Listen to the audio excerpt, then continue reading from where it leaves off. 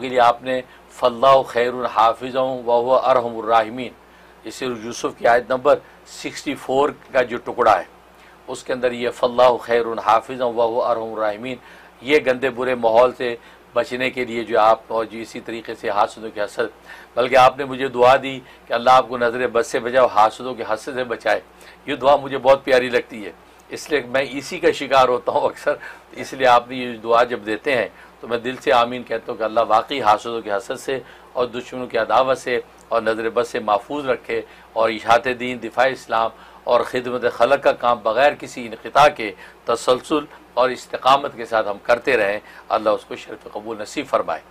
तो आप ये नियत करके फल्लाहु खैरुन हाफिज़ुन व हुवा अरहमुर राहिमीन 71 टाइम पढ़ना है, 71 दफ़ा पढ़ना है। उसमें बच्चों को हर तरह की हिफाजत की नियत कर पढ़ के तसव्वुर में उनके ऊपर फूंक दिया करें और दुआ कर लिया करें।